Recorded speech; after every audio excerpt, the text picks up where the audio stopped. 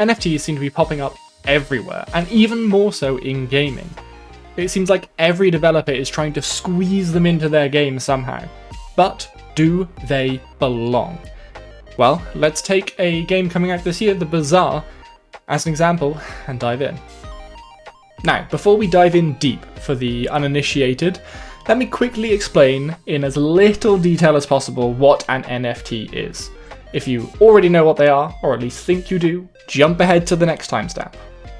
So, what is an NFT? You've undoubtedly heard about them somewhere, be it the evening news or social media, maybe even your old Uncle Mike telling you he got one of them fancy NFT things and just shows you a picture of a dog. You may also have heard that NFT stands for non-fungible token, but if I told you it stood for non-fungitive terrestrial, that would be about as useful. Effectively, an NFT, in its conjunction with blockchain, is a digital receipt. It proves that a transaction happened, usually being you bought a thing. Only regular receipts can quite easily be faked, especially if you get a digital one just sent over email. Think of just how many junk mails you get that look like they're a real email from PayPal or Amazon, etc. They can even send them from those addresses or make it look like it was sent from your own these days.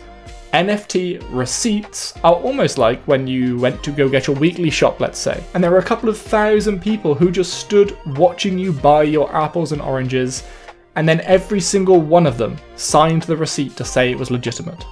That way, if someone comes back to the store claiming they bought apples and oranges, they need to have a receipt with all of those signatures to confirm it. Again, this is super low level. I'm purposely using a use case analogy, so someone buying a thing and getting a receipt, rather than trying to pick some sort of perfect analogy that explains NFTs exactly. I just need you to understand their basic principles here, nothing crazy, not how they work, none of that. I do recommend you find a far more knowledgeable source to explain NFTs to you if you wish though. There are plenty out there. But be warned, as you may know, it is a hot topic. So there's a lot of opinion-based pieces out there, mostly because of the environmental impact of the technology. Going back to our analogy, you remember those couple thousand people waiting to sign your receipt? Well, they have to be there 24/7. And they're pretty energy inefficient. They leave their laptop plugged in all the time, their hairdryer is still running for some reason, and they keep reboiling the kettle because they forgot about making that cup of tea. The point is, they waste a lot of energy for what they're trying to achieve. And there are a lot of them doing it, even if the end goal is something admirable. Okay, let's talk about NFTs in gaming then. We've seen them used in a bunch of different ways, as companies are still trying to find the sweet spot. It is definitely one of those technologies of the future, so everyone wants to get that first mover benefit, to be one of the lucky few games to claim that sweet spot first and make a killing off of it. Remember Fortnite? I don't mean the multi-million game that it has become, I mean the co-op zombie shooter. Yeah, that game was alright, I guess. But they had faith in their engine, and with the rise of PUBG, they made the quick hop over to being a battle royale, and wow did it work out for them. Regardless of your opinion on that game, you can't argue with its success. And a huge amount of that is down to being the first mover. So, games want to be the first one there, great, but no one has yet discovered where there is. Ubisoft introduces their digits, which are in-game items with unique serial codes. For example, you can claim the M4A1 tactical gun with unique number 236. Or at least you can't, because someone did claim that when Ubisoft was giving their NFTs away for free, so long as you played 600 hours of their game. Either way, that NFT was sold some time ago for the equivalent of $20. So nothing crazy as far as exclusive in-game cosmetics go. They could easily be hundreds if not thousands of dollars, but certainly not the cheapest.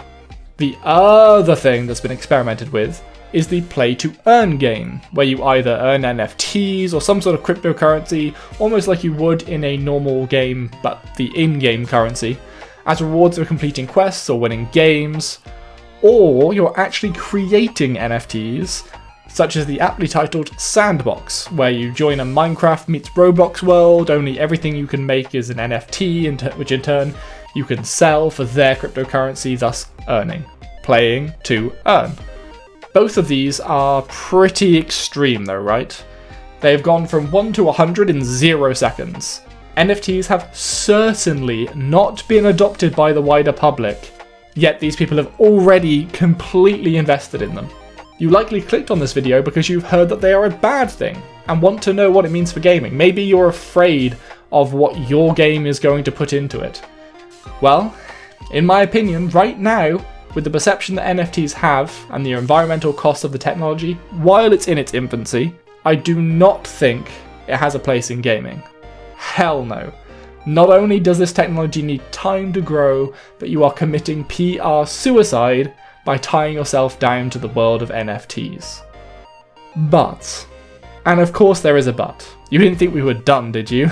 If there was anyone or any game that was going to innovate and revolutionize the way NFTs are going to work in gaming in the short term, NFTs in games today, it would have to be The Bazaar, the most widely innovated game due to come out this year.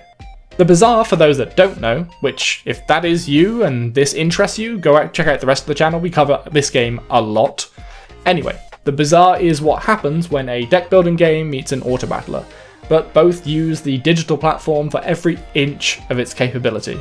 It is a class-based card drafting, auto-battling, competitive strategy experience, and for more details, certainly go and check out our latest What is the Bazaar video. So, where do NFTs fit into this card game? There are play-to-earn games out there which have each card as an NFT, which you have to buy, but again, that is extreme. That is not good for your game. Don't do it yet. The gaming world, and the world at large, is not ready for that. And thankfully, that's not where the Bazaar is going. When you get the Bazaar, which by the way will be free to play, you get your character and you're going to get all of the cards for that character for free. No NFTs required, no NFTs can remotely come close to being involved in that. Instead, the Bazaar is looking to head in Ubisoft's general direction, but stopping short rather than leaping off the cliff as Ubisoft did with Digits. I must also add that all we've really got from the Bazaar team of late on their NFT vision is this very PR-safe comment from their PR fella, Roost. Big love for the guy for even responding to the community about it. Thank you.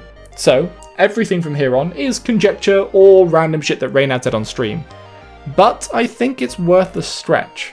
We have a pretty good idea about the Bazaar's general direction now, and this seems like a win-win approach. NFTs in the Bazaar will be opt-in.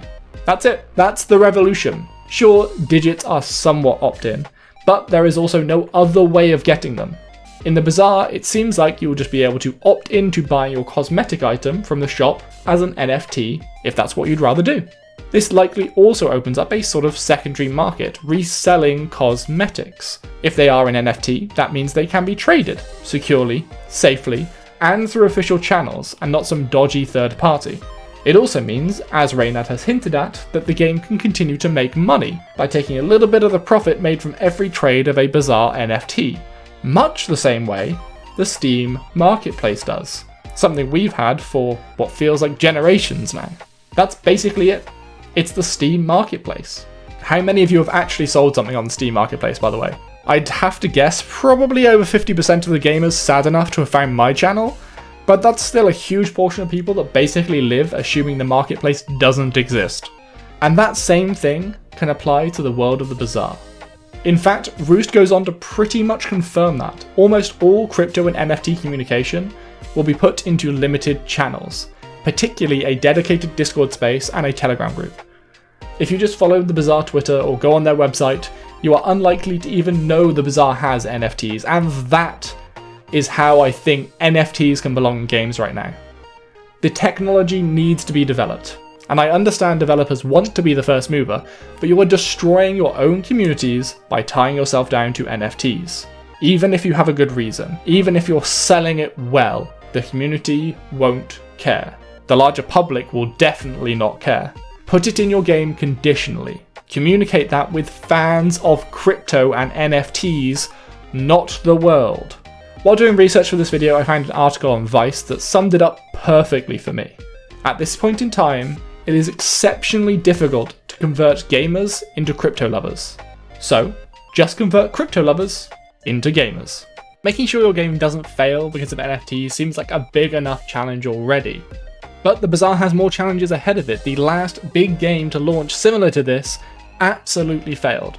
So to see how that failed and how the Bazaar needs to manage to not do those things, check out this next video.